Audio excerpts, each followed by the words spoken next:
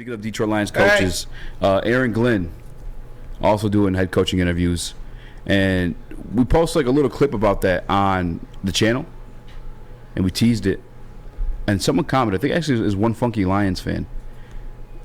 And he said he thinks AG makes a better head coach than he does a defensive coordinator. And if I'm being honest with you, I don't disagree actually. Yeah, I mean, I think AG would make a better head coaching candidate than Ben Johnson, per se. Just because of his leadership abilities, his way to lead a locker room, the way he speaks to the guys is very different. We've seen it throughout Hard Knocks. He's very, very leadership-centric, very focused on what he's doing. And the way he speaks and the way he can kind of galvanize the locker room impressed me a lot. Yeah. So that is one thing. And we know, we like you talked to Aleem and he said, AG's a defensive genius. Yeah. So that part of it is true as well, that he's very good on that side of the ball. But I could definitely see Aaron Glenn being a head coach. He gives off those vibes for sure. Gives off those vibes to where he is going to get in there. He is going to make some things happen. He is going to be the guy that motivates the team, speaking to the team at halftime, stuff like that. And do you think that the Cardinals are interviewing him just for Rooney Rule stipulations, or do you think he's a serious candidate? Like, it's definitely part of it, right? They're definitely doing like a little bit of the Rooney Rule stuff. But like I said yesterday, like even in that scenario, you're choosing candidates who you think still fit the bill, or however that saying goes. Still fit the bill. That's what you said. Oh, I thought I said build.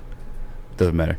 And I think AG is that. Like, at least me, and I think I've even commented this on the Detroit Lions like YouTube page, because when they go live during AG's press conferences, and almost the same effect as Dan Campbell, but even more so for me with AG for some reason. Like, I'm locked in. You know what I'm saying? Like, I'm like, his voice carries in that manner. You know what I'm saying? Where it's like a war mode. It's very direct. He's got that little bit of a twang to him too, like the Southern twang. Yeah. Like, I don't know. It's kind of like all the same. Like, a lot of the characteristics that Dan Campbell has, I feel like AG does. Yes. They're boys, probably for that reason. A lot of the same beliefs, and he's aggressive.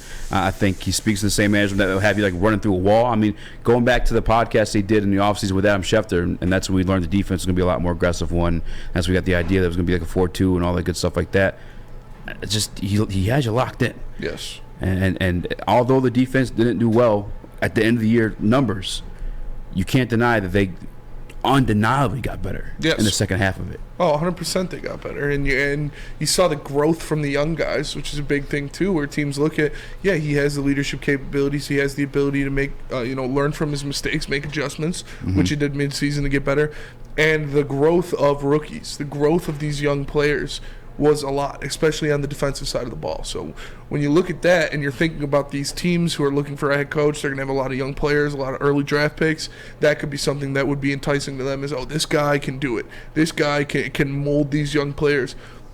This guy can figure out what's going on with James Houston and how he needs to play better. Yeah. How he needs to get in there. This guy can see what's going on with Aiden Hutchinson and how he can fix it and how he can start making the impact, use him in different facets to really get the most out of him. So that is an impressive part of it. When you look at how he shaped and molded the young players this year, that would be enticing for any GM or any football team that's looking for a guy to lead their men. And again, as a head coach, like him specifically, like well-connected and respected, former Pro Bowl player, and then the coach. And then don't forget, when he shut down Lamar last year, people were picking up the phone and calling around just to get advice on how he did it. And so he could build a staff as well. Like, I looked at it as more of a Rooney Rule thing, which I think that's what we all said yesterday. But like, sitting back and just realizing the defense that he had, and again, end of the year numbers, a lot better than it was like year round.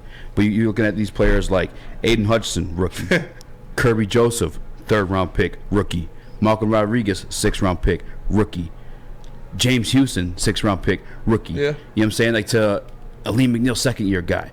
Isaiah Bucks cut from a previous team, like to bring the best out of these guys and switch the defense mid-season on top of it. Yeah. Because Aiden was handing the dirt, and like you said, switch to standing up. Like, and it's not always around and put him out in the coverage in some plays and ended up getting 3 interceptions. Yeah. Like, and just as we said too, it's not always X's and O's. Dan Campbell's not a big X's and O's guy. He was a tight ends coach. He was kind of what Deuce Staley is here for New Orleans Saints. He got a head coaching interview, and he didn't do it off the X's and O's. I think Is Luke calling in? Is that what I'm getting? Oh, I got a text from JB. He's not. Luke, what's going on, man? You scared? I don't understand. I feel like you don't want to admit you're wrong. You got to admit you're wrong when you're wrong, man. Because all those names we just named off the rookies that AG was working with, and they're pretty nice. Pretty good. Aiden up for Rookie of the Year. Kirby up for Rookie of the Year. Yeah. James Houston up for Rookie of the Year. Yeah. Luke's backing out. JB, you still think it's a Rooney thing? For AG? Kinda. I don't know. Like, I like AG. I hope he stays with the Lions as much and as long as he can. But looking on it, looking back on it, getting a second opinion. We were talking about this on Ermanni, Edwards, and Mass a little bit earlier. AG kind of seems like the hands-on type of coach. Mm-hmm. Like, if someone in the locker room has beef with someone else, he's going to bring them both together and just have them hash it out right then and there. He's not going to let anything settle. So he's kind of like that glue that gets in between these players that can actually get them to settle their differences and actually play as one on the field. And we already know that the Cardinals' defense is just kind of in shambles right now. Like, they're kind of trash as it is, too. Mm-hmm. So that could also help them a little bit as well, too. But I honestly, in my head, just think it's the Rooney Rule. I really do. Like, they have someone in mind picked out. They just want to give everyone their options, And here's some information, too.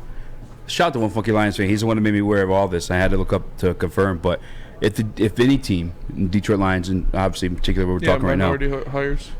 No, beyond that. If they lose a coordinator, they get 3 compensatory picks. 3? Yep. Not in the same draft. Oh, I was going to say, Jesus. Yes, like it'd be like we get one this year. Not this year, I'm sorry. 2024, 2025, and then 2026. And if a minority...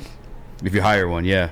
Players hired off of your staff, you get a pick. Yeah, it's in November of 2020, NFL announced it would award 2 third-round selections, one in consecutive years, to any team that had a minority coach or executive hired as head coach or general manager by another NFL club. Those selections come at the back end of the compensatory pick awarded in the 3rd round. This year's going to be the Browns, Chiefs, and whoever else. Yeah. So there's that, if they did lose them. What up, Chris? That's crazy. Yeah, JB was in this booth for 2 segments, and you already forgot. I've been telling you, forgot who the OG is. But my question, again, coming from the outside, do you guys like that whole draft compensation rule for coordinator stuff? Do you honestly think that's fair? Because coming from the NBA, if you just lose an assistant, that sucks. And I kind of feel like that's how it should be. But assistant coaches in the NFL do a lot more than assistant coaches in the NBA, I'd say. And I think true. Yeah, it can be. I think it's reasonable. I definitely think because if you lose, if you lost to Ben Johnson, it would definitely set the offense back a lot.